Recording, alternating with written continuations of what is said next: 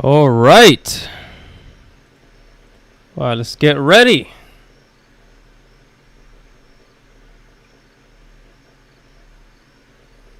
All right, we're gonna get ready. All right, guys. So the stream is. I always give people 5 minutes, like 10 minutes to like get in. So just give me a couple of minutes to get situated. About 5 minutes to get everything prepared. I pretty much have everything ready, but I always give people time to show up and do all that, right? So let's just wait, and I'm just checking on all my things.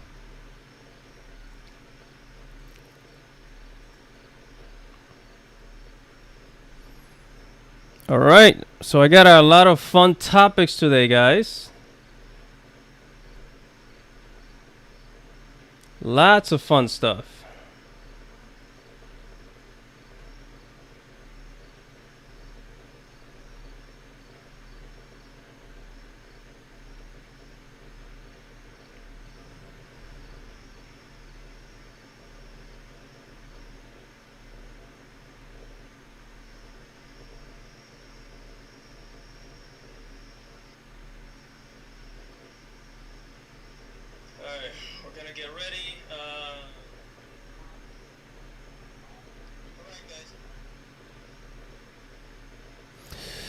All right. Good God. Man. It's been crazy. It has been crazy. I'm not going to lie. It's this week has been something pretty special. Pretty special, I got to say. And I'm going to start with the craziest news. Well, this is not the craziest news, Soulja Boy and Atari. If you guys haven't heard, Soulja Boy says he bought Atari video game company. And I did some research as to what happened exactly.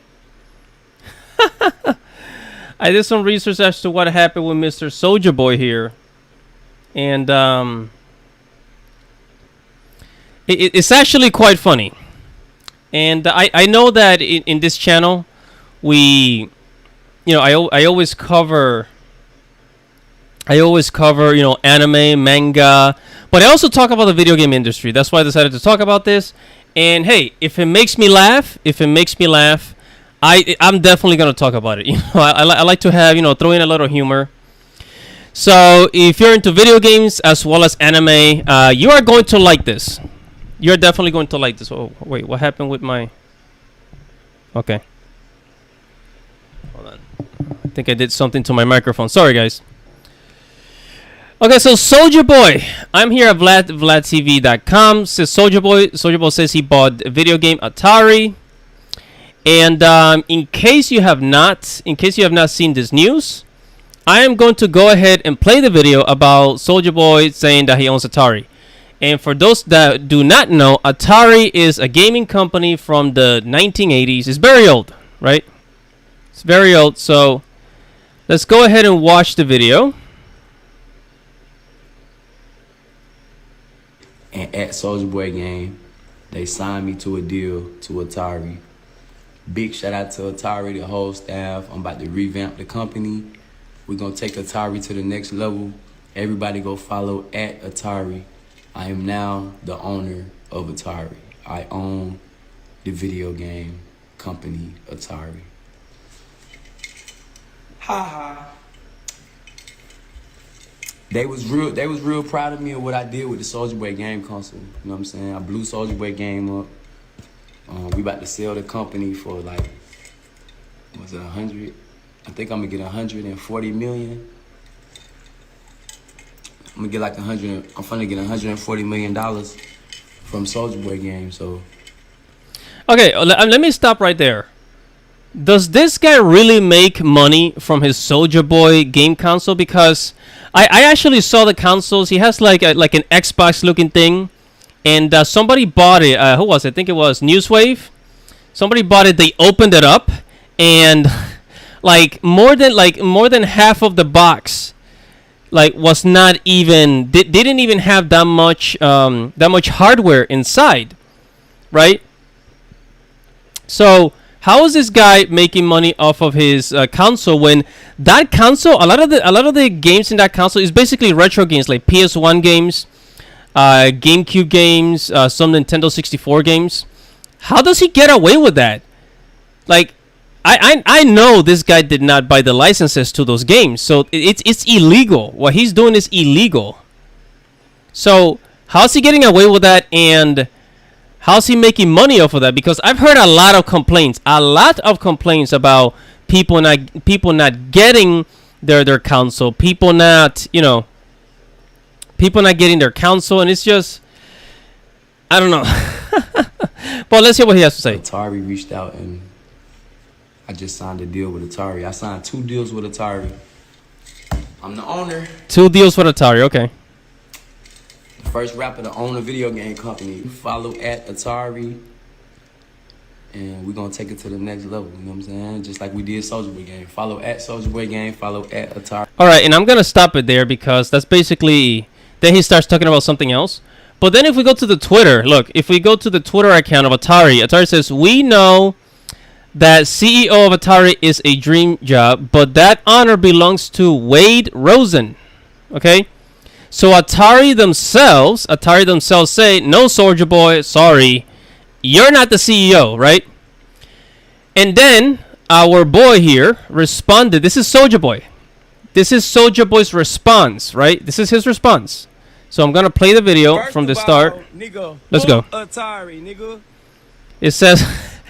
he even got the little tweet in the video. See? Second of all, nigga, I've been making millions from my at Soulja Boy Gang, cause I'm minding my own business.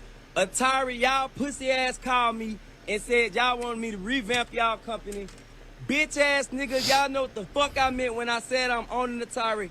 Atari is a public traded company. Can't no one man own the shit. So first of all, nigga, Atari eat a motherfucking dick, nigga. Don't call my Atari eat a D. Atari mofo. Like, I don't think Atari will want to work with a guy that talks like this. You know, I don't think they will want to work with this guy. I'm just saying, if I was the CEO of a gaming company and I hear this guy talking like this, I would think twice before working with this guy. My phone no more asking me to help y'all promote shit. Dead ass video game company. When nobody talk about no motherfucking Atari before yesterday. So Atari suck a dick. Everybody at Atari eat a dick. That Atari suck a D. Atari this and that. Come on, dude. And I still got the money, nigga. Fuck y'all talking about. I'm finna show the motherfucking contract that y'all sent me. This pussy ass contract. Talking about 1 million shares. Talking about all this weak shit. Fuck Atari, nigga. I'm rich off Soulja Boy Game. Hold the fuck up. Let me show you this pussy ass contract they sent me. Okay, so this is the part that's very interesting. This is why I wanted to talk about this. This is why I wanted to talk about Soulja Boy and Atari, because he has a contract. They actually contacted him. He has the contract and he put it here. So I really wanted to know, like, was this guy lying? Because there were people saying that he was lying. Review Tech USA said that he was lying. And honestly, I would not be surprised. But then I see this video. He says, oh, let me show you the contract. Okay, so there is a contract here. And so let's go ahead and see what he has to say. Hold on, man. How I screenshot this? Y'all got me fucked up. Pussy ass Atari. Hold on, man. Atari. The way he talks. Okay, so he has a contract. It says cooperation agreement. They got a fucking deal right there, nigga. 1 million Atari, all this fucking Atari shit. Matter of fact, fuck this contract. Fuck Atari. Don't call me no more. Don't attach my name to y'all name, bitch ass nigga.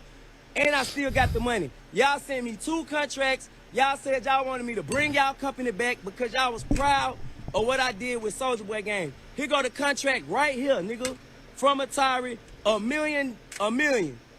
So you know what? Fuck Atari, nigga. Rip the contract up, rip the deal up. Suck my dick, nigga. Everybody follow at Soulja Boy Gang. Y'all getting exposed. What that say right there? Soulja Boy, 1 million. Nigga, fuck y'all niggas. I ain't got a cap about shit, bitch. I got receipts on everything I do, nigga. That shit say 1 million, Atari, 1 million. And y'all call me, fuck y'all. I was. All right. I'm gonna stop right there. Okay. Here's what I think happened, because he keeps saying 1 million Atari, right? It says 1 million Atari. You know what? Here's what I think happened. Like, I think Soulja Boy, Mr. Soulja Boy here, he doesn't like. He probably read the contract and misunderstood it. He probably misunderstood it, because if somebody's the CEO of a company, they're not just gonna give up their position. So he probably misunderstood that, or like he just didn't understand, because he's kind of, let's just say that he's his IQ points are just not up there, to understand what this is about. So he probably thought they were making him a deal and they were gonna pay him some money and that he was gonna like own something in Atari, and he probably misunderstood that.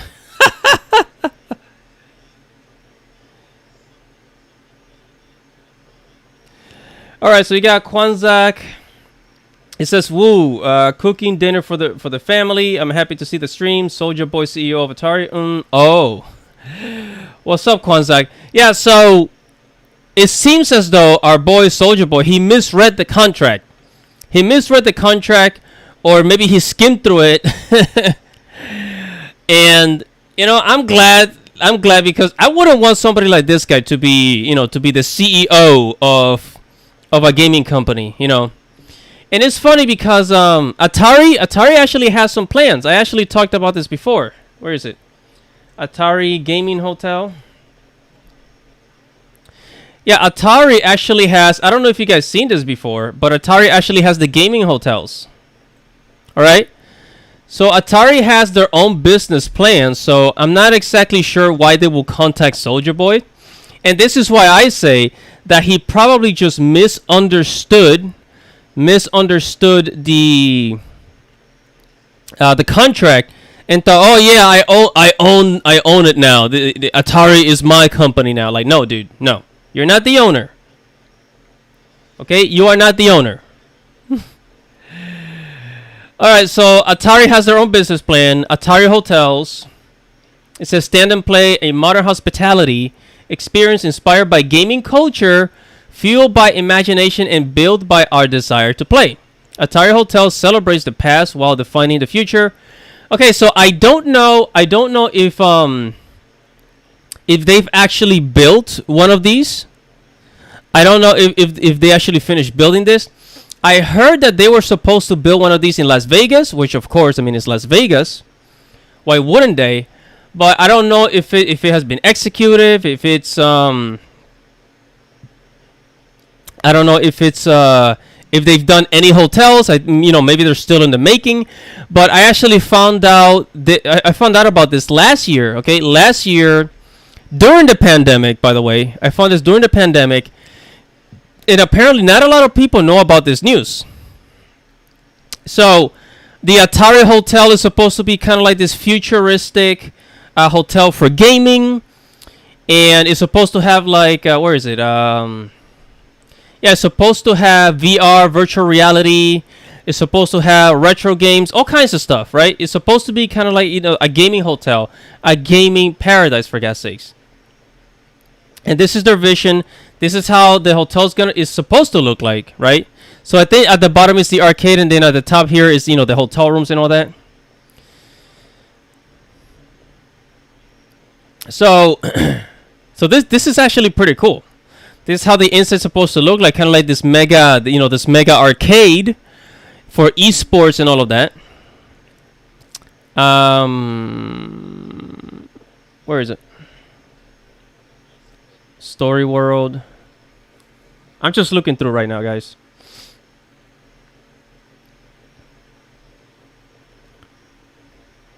Yeah, so Atari Arcades. It looks pretty cool. It's a pretty cool business idea.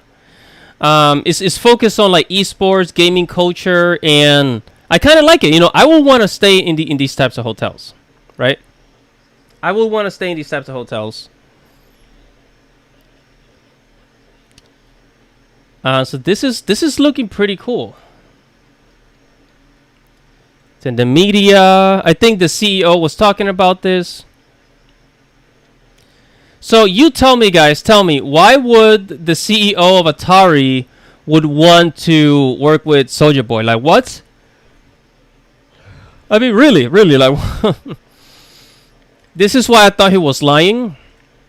But then when he showed the contract, I thought, this guy probably, most likely, misread the contract. I bet you. I freaking bet you. All right? And just gonna read some of the comments here on Twitter. It says, no one man can own Atari because it's a publicly traded company. But you said you own Atari yesterday, except you didn't, and you're mad because Atari said you didn't own Atari. Got it. Oh, he's wasted us. Says, I'm so confused. Was Atari backing out of the deal, or did Soulja Boy misread the contract? Cause Buddy got the paper right there. I'm gonna need some answers. So he's trying to front like a marketing agreement made him owner of the company. I mean, and also it's kind of delusional. Like, all right. Anyways, it says they are paying him in crypto coin, not even real money or shares in the company. Is crypto not the actual company? Good observation. You need a tissue. How can you be the head of something like Atari and you can't even speak English?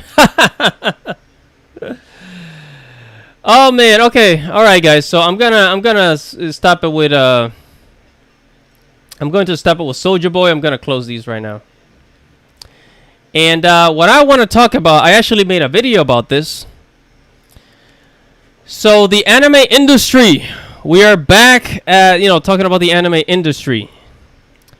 And before we get there, actually,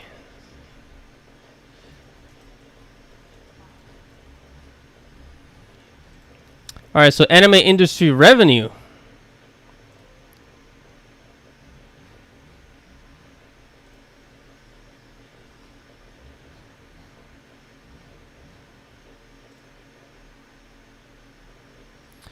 All right, so I'm at Cartoon Brew right now. So this is Cartoon Brew where I am. And this is a really cool news website for anime. And if you want to be an animator, this is a great website. If you like art, movies, if you like 3D animation, this is a really cool website. So this was really confusing to me, like the whole, this report. It says anime industry sales fell in 2020 for the first time in a decade, right? And then it goes on to say sales in Japan's anime industry fell 1.8%. On the year of 2020, according to a new report by the market research firm Teikoku Data Bank. So the anime industry fell by 2%. I can't quite wrap my head around that. I mean, I do have some answers as to why this is happening, why this could have happened. But at the same time, since like 2018, 2017, I've been hearing about the anime industry just going up in profit, just making more and more money every year. I remember back in 2010, when I was still in college, back in 2010, 2011, the anime industry was worth, I think, something like $10 billion. And fast forward to 2020, it's worth $24 billion. In dollars, not Japanese yen, but in dollars, right? So I was kind of baffled by this, right? And it was saying that Japanese studios were losing money, yada, yada, yada. Yet at the same time, last year in 2020, we saw Demon Slayer movie. The Demon Slayer movie made $400 million. One of the best-selling movies, one of the best-selling anime movies of all time. And it even beat Princess Mononoke and Spirited Away. It even beat those titles, right? So, and also during the pandemic, more people were subscribing to streaming websites now more than ever, since everybody was stuck at home in 2020 because of the the beer virus and all that. Because of the beer virus. So I'm wondering, how is it in decline? How did it decline by 2%? And by the way, I don't think that 2% is a lot. It's a small amount, but still, like it just makes you wonder. Like, one day you're hearing a report about the anime industry doing great, and then a month or two later, is saying, oh my God, anime industry, it's on the decline. So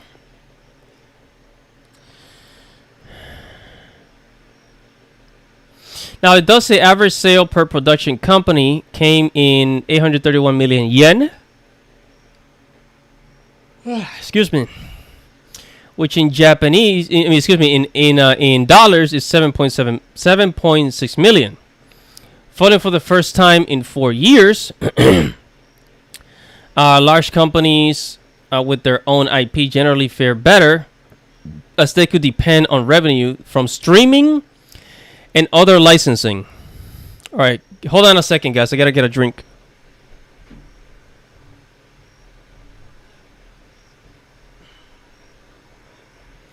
By the way, if you hear noise in the background, I had the fan on because it's freaking hot here in Connecticut. The summer Connecticut is hot. My room is hot, and talking so much gets me exhausted. Ugh. All right.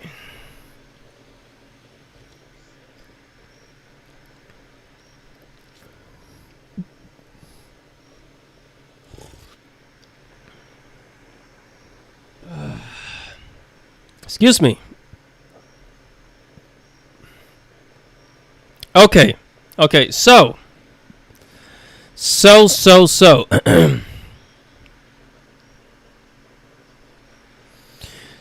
large companies with their own IP generally fare better, as they could depend on revenue from streaming and other licensing. It says overall 31% saw their sales rise, while 48% saw them fall. In terms of profit, reported an increase in profits, while 29.5% of companies had a drop in profits.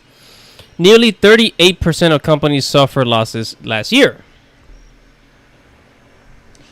And then it says, meanwhile, anime is globalizing.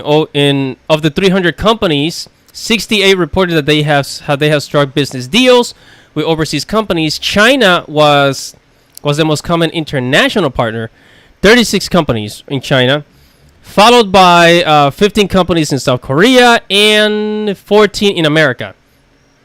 So in America, you got Toonami making their own anime, Disney making their own anime, Netflix, they've been making their own anime for a while now. I don't know if I told you guys before, but that lady, what's her name? Meghan Markle,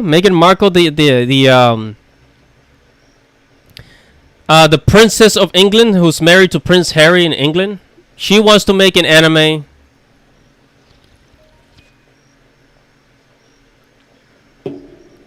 She wants to make an anime. Everybody wants to make an anime.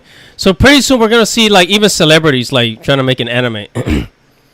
You guys also understand that Hollywood is now making their anime. They want to make anime global, so they can profit from it. Wait, I don't think it's that bad as long as they create quality content. Because now there's a Lord of the Rings anime, The Witcher anime, Castlevania anime, everything anime.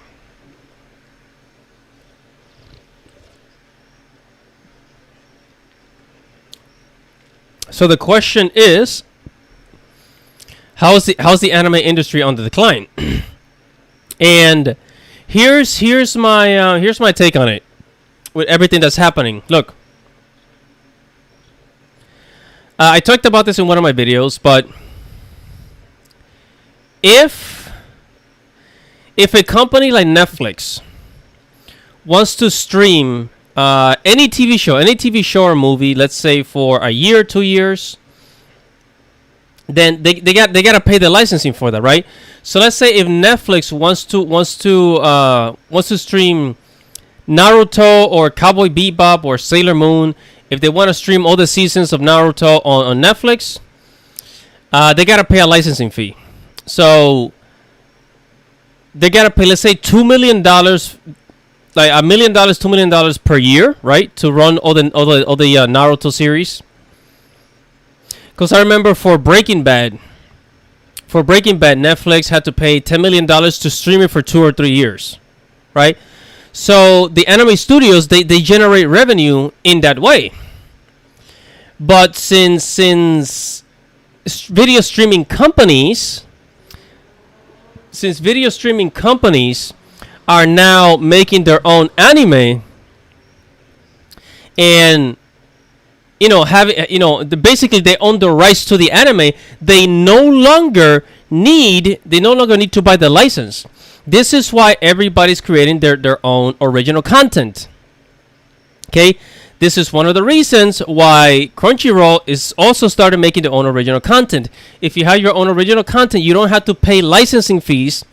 You just pay to produce it, and then you can keep running it year after year, and you can even profit from it because you own the intellectual property. So this is one of the reasons why anime studios are losing money, because one of the ways that anime studios make money is that they create the anime episodes. They'll get a couple of $1 million to create like say a couple of episodes of an anime, to pay the employees. But then also they were also supposed to make money off of the licensing, licensing those anime that they made. Because let's say the studio that animated Naruto, they own Naruto.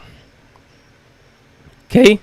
They own the anime. I mean, Naruto is owned by Masashi Kishimoto, the manga artist, but the anime itself is owned by a studio, and they share the profit with the manga artist.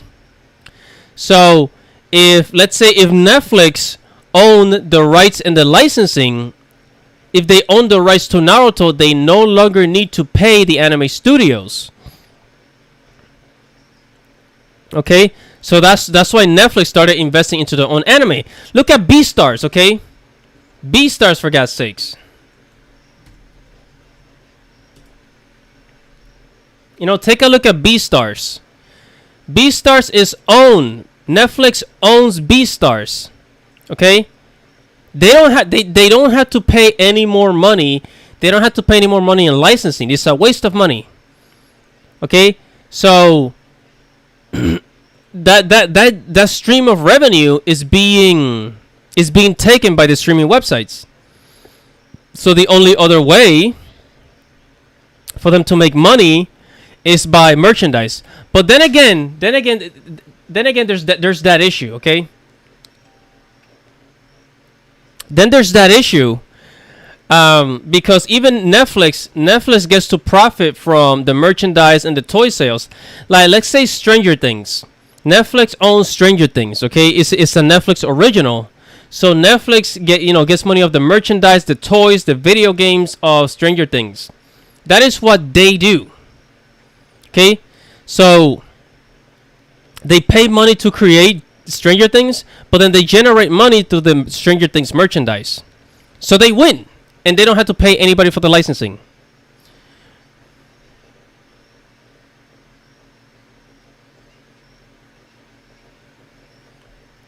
I'm just taking a minute to read the comments real quick.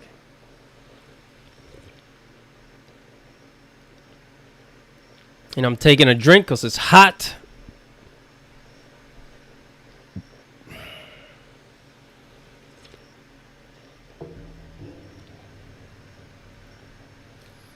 Okay, so Quansec25 says everyone's ready to make anime at this point. Hopefully there's no agenda with quality content like you said. Yeah, indeed. That's why everybody's turning to anime because it's absolutely beautiful. Because anime is high quality, but it's cheaper to make than American cartoons. You know, American cartoons, you know, like even the ugly ones, like the ugly cartoons, like The Simpsons, or Adventure Time, or what was it? Stevie Universe. If anybody watches Stevie Universe, you know, the regular show, all those, it takes more money to make those wacky cartoons than it does to make anime. That's the problem. That's why Toonami is gonna make their own anime.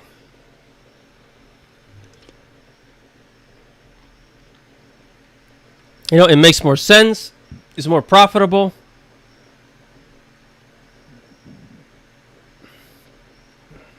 There's a part around here that I wanted to get to. It says, the report also sounds warning about systematic issues in the system, in the industry. It notes that problems around unemployment and productivity persist in Japanese studios. Then adds that the quality of Chinese animation is rapidly improving, with companies securing top flight animators, often by offering better pay than Japanese studios, and acquiring know-how by investing in Japanese productions. Right? So not only is China trying to take over the world, not only is China like producing all kinds of things, but now China is also trying to take over anime, the same way that Hollywood in America is trying to take over anime. And if Japan doesn't fight back, it's probably gonna happen. But by the way, does anybody watch? Do you guys watch Chinese anime? I looked up a list of Chinese anime, and one of the things that I realized about Chinese anime is that it looks good, like it looks really good, but the story sucks, bro. The story sucks.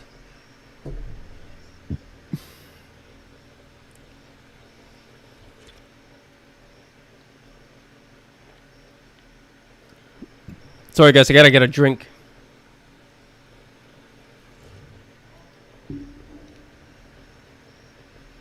Somebody said they can't think of any Chinese anime on the chat. And so here's a list.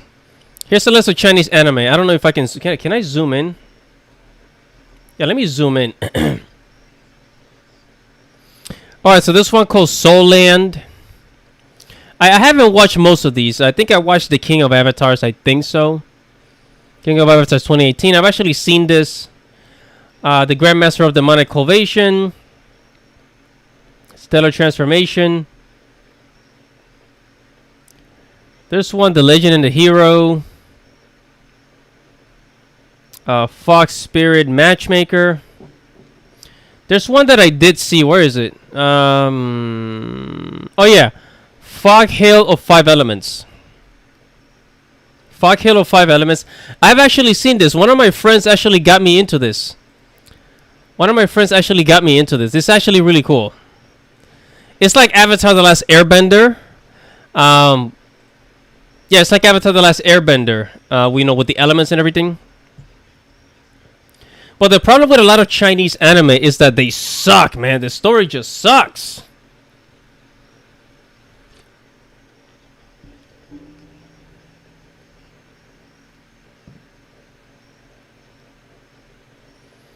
Alright, so Kwanzaa says, I've only a little of Cupid's chocolate. It's cute looking, but hard for me to watch because the Chinese language sounding different from Japanese. Says, I watched The King of Fighters and The Monkey King 1. Those are the only ones. Oh, wait, I got a pop-up here. Sorry, guys. Alright, let me zoom out.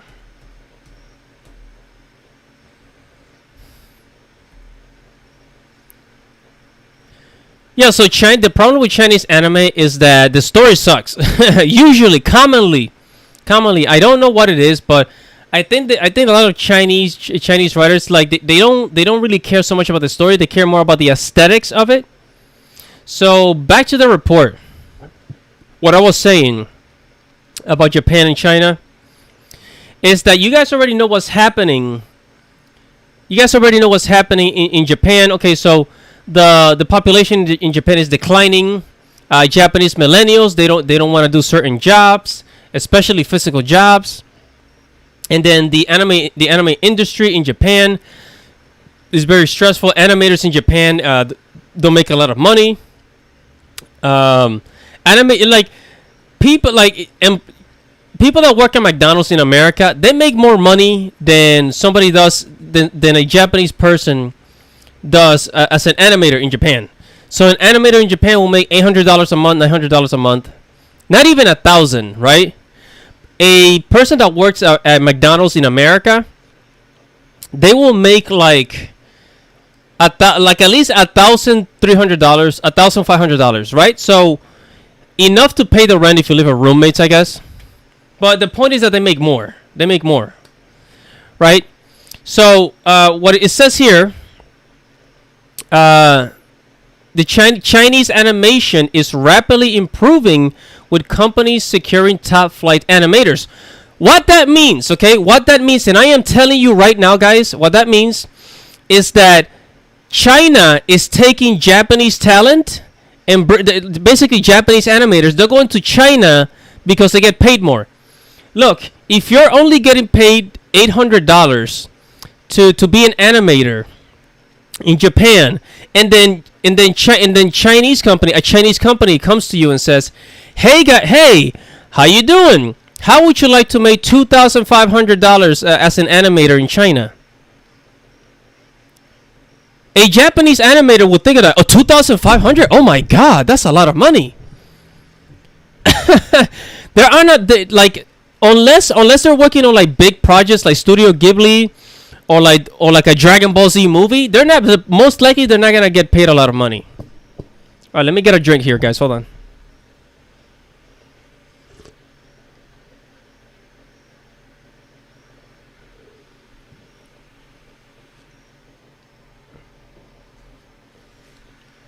Oh my God, that's refreshing. It is so hot here. Oh my God, it's like 90 degrees actually. Yeah, so Kwanzaa said McDonald's employee making more money. Such a world we live in. Yeah, exactly. And let me put it this way. Like in Japan, like look at the porn industry in Japan. Like there are women that are only making $250 per video, adult videos in Japan. I mean, just picture that. Like here in America, like people in the adult industry, women in the adult industry, they get paid like what, like $1,000 or more per video. Yeah, like a couple of thousands per video. Like it's it's. I mean, I feel bad for animators. Now, the only people that I do see winning in Japan are voice actors, and manga artists. If you're a manga artist in Japan, you will make more money than a comic book artist in America. Also, voice actors in Japan, they make a lot of money. Like a lot of voice actors, they make like $100,000 to $500,000. They make really good money in Japan. Their voice actors are always in high demand. So, okay, back to our topic. Yeah, so China's basically taking talent from Japan, taking them to China, and saying, "Hey, come work with us. We'll pay you more money." And then in Japan, people are basically working sweatshop conditions, you know. So, yeah, so when China's paying you more money, of course you're gonna leave. You know, you're gonna leave Toei. Of course you're gonna leave Mappa. Of course you're gonna leave, you know, Funimation. Of course you're gonna leave Orange Studio or whatever studio.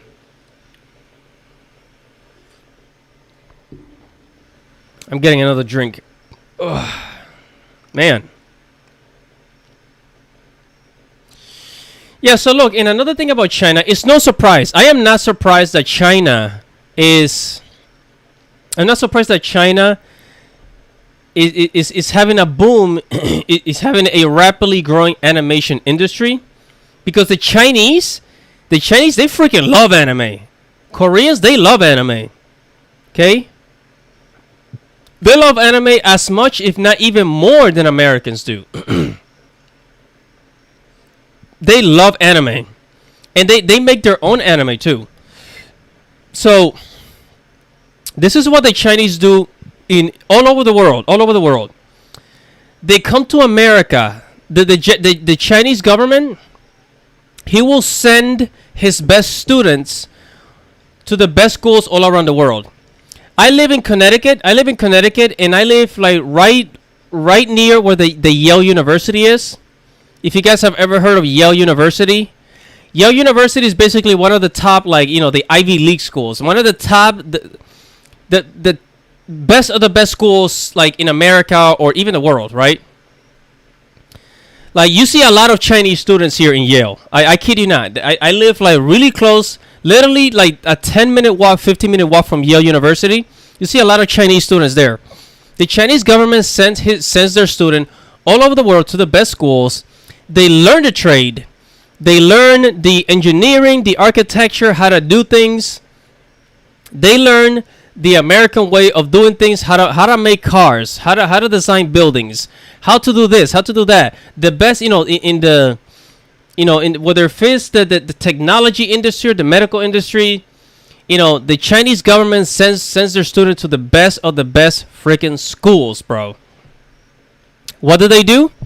After they work in America for a while, they go back to China and they build China. Okay, that's why China is having such a huge boom. Okay, and China, they caught up. So China is not catching up to Japan. China has caught up to Japan. The reason why you don't see a lot of Chinese anime in America, right? The reason why you don't see a lot of Chinese anime in America, I'm just guessing. I haven't figured out too much information yet. But China is very protective over what comes into the country and what leaves their country. I remember, I think it was Bruce Lee. Bruce Lee that said that the Chinese people,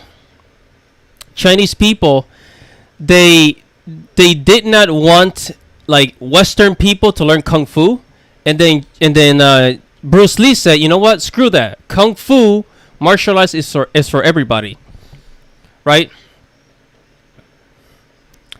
So, but then again, now, but I mean that's in the past. But now it will be beneficial for them to release their anime in America. So maybe in the future we will see more Chinese anime, right? Maybe, just maybe. I'm not quite sure. We'll see more Chinese anime.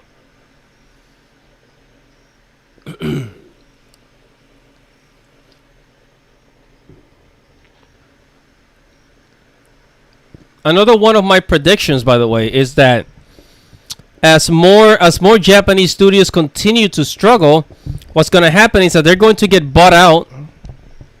They're going to get bought out by Chinese companies, right? Like Tencent. If you guys ever heard of Tencent, Tencent owns a whole bunch of gaming companies, entertainment companies, movie companies, animation companies. Tencent gets their hand in everywhere because China, that's how China is. They want to own everything, right? They want to own the world. So when these anime studios in Japan go out of business, the Chinese are going to come in and say, hey, we'll buy your company, and so that you guys can continue to do business. We'll buy you out and you guys can continue to do animation, but we'll be the owners. That's what's going to happen.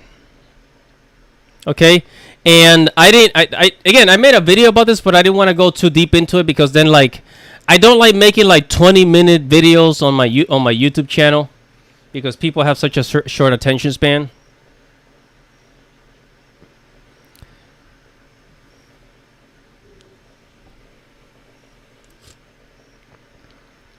While I'm taking a sip of my drink, what do you guys think? I mean, it's only 3 people in the chat, but I do want to hear what you guys think. So comment on the chat. Let me hear it, guys.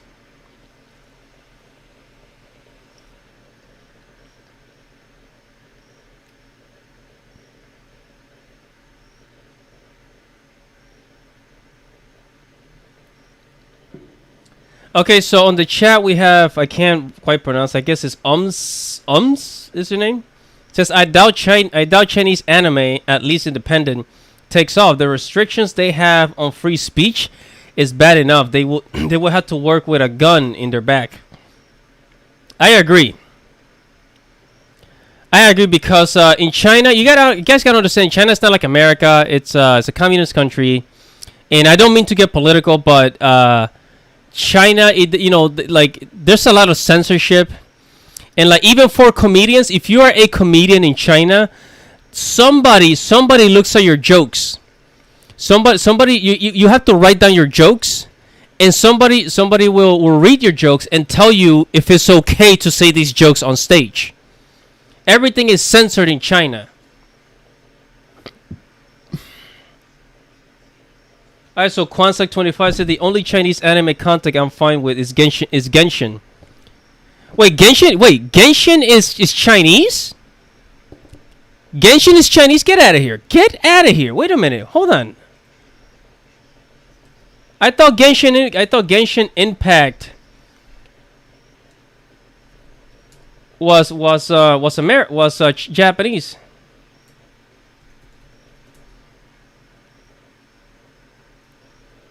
Get out of here, bro.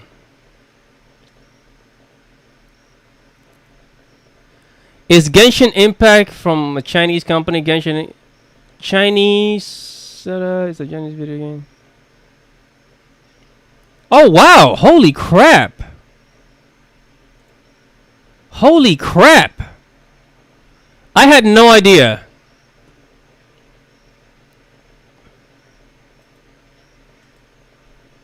It says developers, publishers, MiHoYo, composers, Yupen-chan.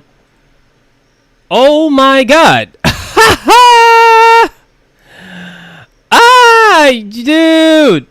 Dude!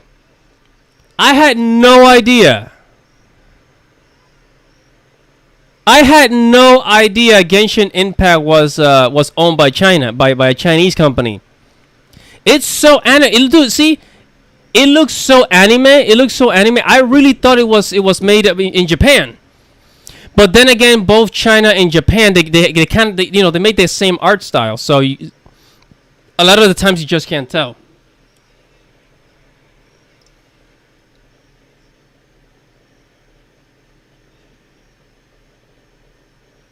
Kind of industry how Tencent League of Legends anime is gonna do on Netflix. But I also know that Marvel did some League of Legends comic books in the past. I'm not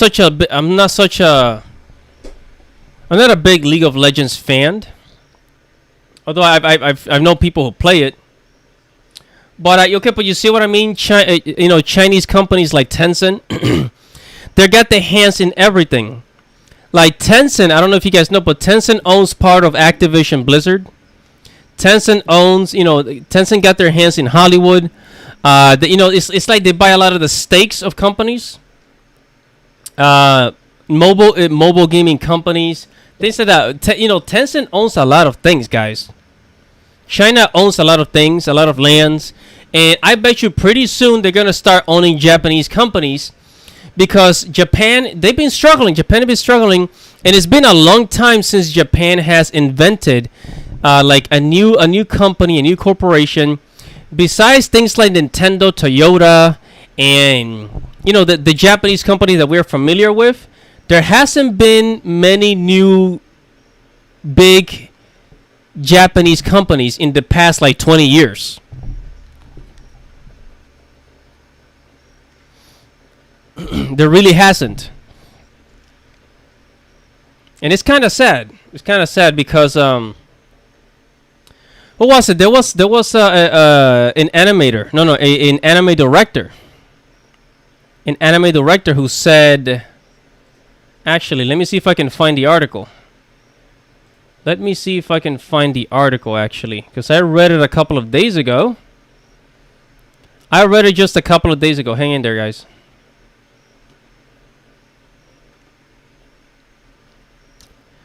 So a couple of days ago.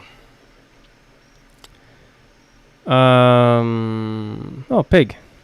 By the way, so you guys can check out this website, Sora News 24. It's really cool. Yeah, Hayao Miyazaki gives interview in Earwig and the Witch, praises CG, his son's. Hayao Miyazaki. Man, where the hell is that article? I know it's here. I know it.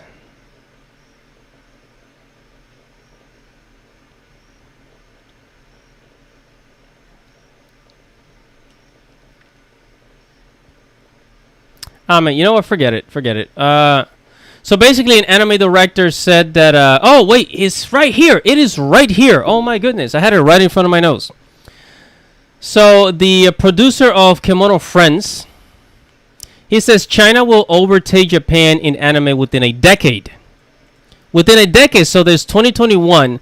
So by 2031, there's going to be is gonna overtake Japan in anime. But the question is, are all those Chinese anime gonna make their way to America? That's the question. That is the question. Because thus far, unless you're on the internet, right? Unless you're on the internet, right? Unless you're on the internet, you don't really hear about Chinese anime. Like Fog Mountain. What's it like? Fog Mountain of Five Elements? You don't. Nobody knows about this.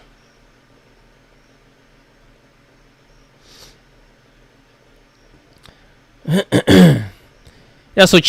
the Chinese, they've been doing great in both 2D and it says 2D and 3D animation. We're already in respectable levels. However, Fukuhara is saying that while that is true in children programming, Japanese animation's true appeal abroad is with its more sophisticated adult-oriented content. Yeah, so again, because China has so many restrictions, a lot of anime producers in China, they don't get to make the type of shows and movies that they want to make. Okay? It's very restricted. And I think that's one of the reasons why their stories kind of suck, because there's not a lot of creative freedom. Because there's not a lot of creative freedom, people just kind of like make the same types of movies and comic books and anime, over and over again.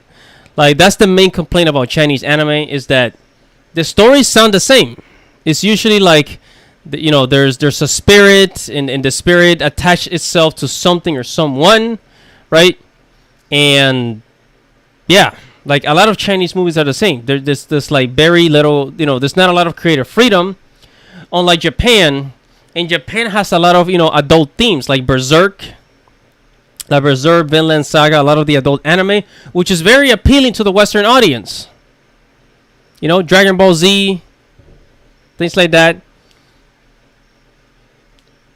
Who was it? I think, I don't know if you guys heard about The Way of the House Husband. Okay. The Way of the House Husband, that anime was actually on Netflix. But when it came to China, right, when it went to China, that anime was censored because it was showing the Yakuza tattoos. And actually, let me look it up. Way of the House Husband anime in China. Here it is. Yeah, so The Way the House Husband censored in China. You can see the tattoos. The tattoos were censored. So here's the anime version, and here is the Chinese version. They removed the tattoos. Right? They removed the tattoos. Right? Here's the Yakuza tattoos, and here's the Chinese version without the tattoos. Again, a lot of censorship. A lot of censorship in China. Also, so back to our topic, why the anime industry is declining. It says down here that in 2000, what was it? It says as a result, the anime bubble of the 2010s may burst, just as the slump in DVD sales ended previously boomed in 2007. In Japan's industry is to thrive. Yeah, so that's another thing. Is the Nobody buys DVDs anymore. You know, movie companies, you know, even Hollywood. This is something that's happening, you know, worldwide. Even Hollywood used to generate a lot of money by, you know, by DVD sales. Anime used to make a lot of money by, you know, by DVD sales, but not anymore, obviously. Because now that you have Netflix, Hulu, what we got? We got Disney Plus, a whole bunch. You know, you got Amazon Prime. You got a whole bunch of subscription services where you can pay a small fee, $10 a month, and then you can watch as many videos as you want, right? So people don't feel the need to buy DVDs anymore. Why would they? Why would they buy DVDs? You know, they have an unlimited amount of movies on Netflix. So there's no use in buying DVDs. So, man, I can't pronounce it. It says Ums. I'm reading the chat. It says, I watched an interview that really explained it and showed a lot of the insight on how manga is doing really well in the West. DM you the video in some of the clip notes if you want. Yeah, you can. I have my email. If you go to my channel, go to the About section. I actually have my email on my YouTube channel, the About page. So you can go ahead and send me that interview, or you know, that article, video, or interview you were talking about, if you would please. Kwamzak said that's why I've been writing a dark, mature Emery light novel with harem attributes. There's fantasy in it, but I know even China and Hollywood would be scared to touch my series. Except gore. Yeah, man. So even though the Chinese anime industry is booming, it is booming in China. It is booming in China, but if it comes over here to America, we're probably not gonna like it. A lot of people are probably not gonna like it because although the aesthetics will be really cool, the story is just going to suck. Right? The story is going to suck.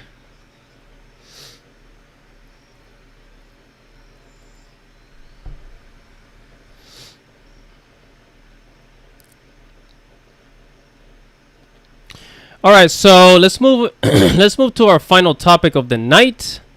I wanted to talk about this. I wanted to talk about the OnlyFans banning adult content. So you're probably wondering, you know, why I wanted to talk about this, and it's because there's a lot of people in geek culture, like a lot of the cosplay girls who are on OnlyFans, such as Belle Delphine and a lot of the Twitch girls out there who are on, you know, who do the whole, you know, bathtub thing, or, you know, they're flashing their boobies on Twitch. And then they have a link to their OnlyFans account, of course. So the OnlyFans to ban adult material after pressure from payment processor. Man, oh man, I've been wanting to talk about this because, like, OnlyFans started to boom in 2020, you know, during the pandemic. But before 2020, guys, you know, you guys got to understand, people were already using it to... oh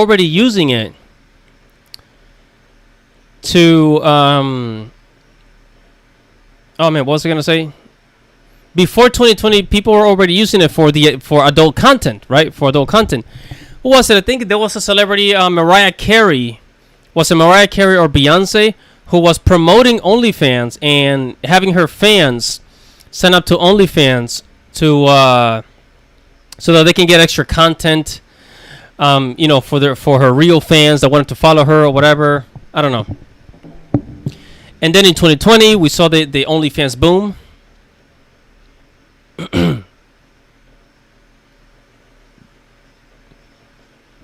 Now, I think it was about 2 months ago in June when we saw the warnings. We saw the warnings saying that OnlyFans was going to ban, that they were thinking of removing adult content because they couldn't get investors. They couldn't get people to invest into their company, right?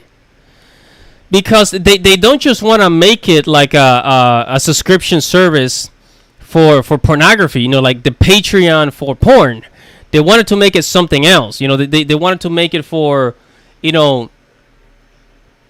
wanted celebrities to also use the platform, right?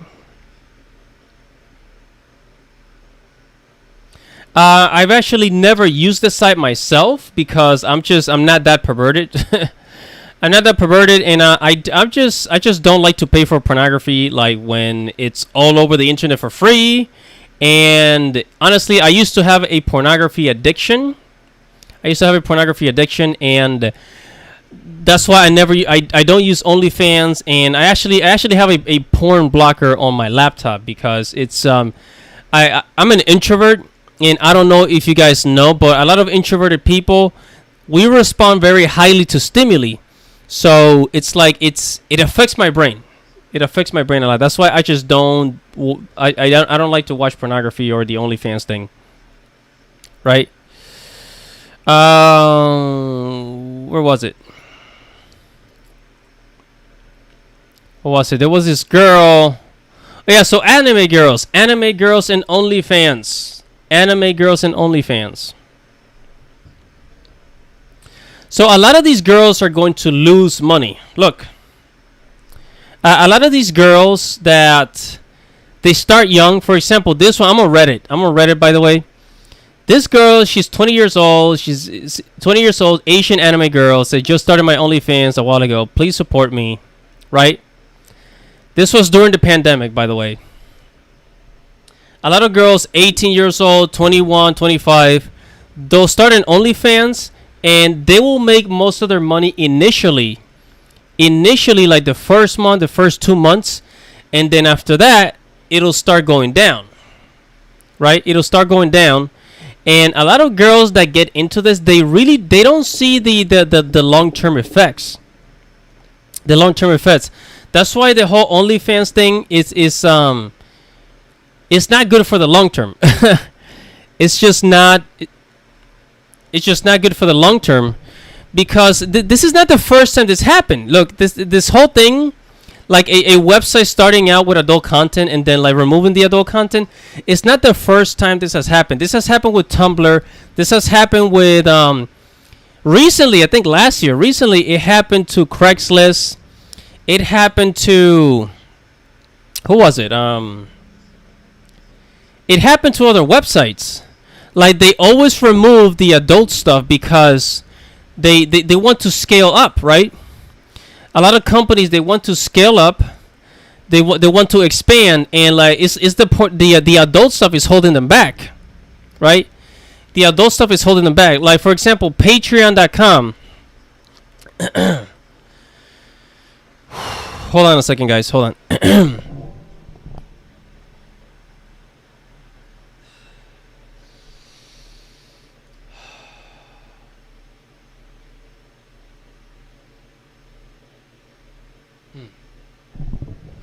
Ooh, sorry, I had to catch my breath for a second.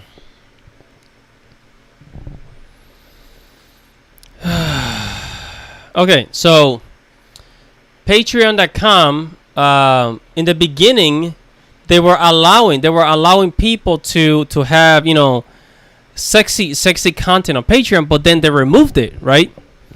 They removed it, so they always use the adult stuff to kind of promote it, to get people on the platform, and then they will remove the adult stuff to become more professional, and then they will attract other people. After Patreon kicked out all of the adult stuff, then they started having a lot of artists and a lot of other people using Patreon. This happened with Tumblr. All the sexy people, all the adult stuff on Tumblr was removed, right?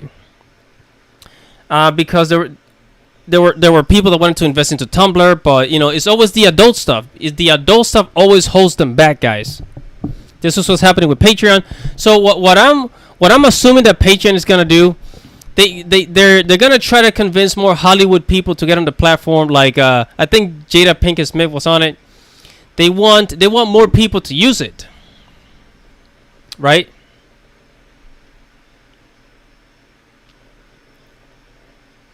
Because they don't want people to just use it for adult entertainment. Like if you want to have cooking content, health and fitness content, what else? If you want anything, any other content, if you want to talk directly to a celebrity, something like that, that's what they wanted to use it for. So, they cannot expand to that, and make it family friendly if all the adults people are still like, conquering the platform, so to speak. So they made their money from the adult stuff, and now they're kicking them out, saying, hey, we want to scale up, get the heck out of here. So girls like these, anime girls like these, they're going to suffer because now they can't put sexy videos. And honestly, people are not just going to pay for the, for sexy pictures, right? They're not just going to pay for sexy pictures. They want the whole thing. But even though, despite of the fact that OnlyFans is banning the adult material, people are still going to be simping, no matter what. Absolutely no matter what. People are still going to be simping. Man. Whew. Alright, so I'm about to wrap this up. What do you guys think? Alright, because today we talked about Soulja Boy and Atari. We talked about the anime industry and declining, Chinese anime, OnlyFans banning content. We covered a lot of stuff today. Well, mainly 4 topics. So I want to hear what you guys think before we wrap it up.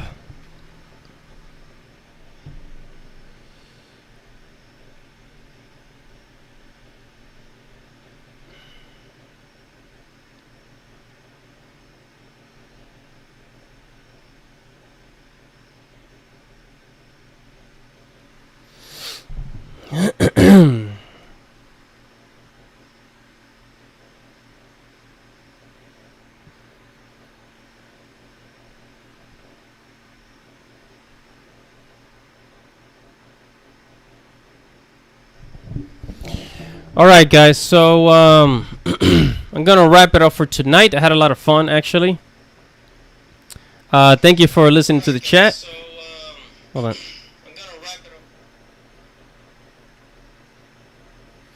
Alright, thank you for listening. Thank you for being here tonight. Join the show at Andy Arts TV. Do not forget to subscribe to the channel. I'm gonna have, I talk about anime, manga, the video game industry. Oh, by the way, thank you for sending me the email. Thank you for sending me the interview that you were talking about. OHMS. Can't pronounce it.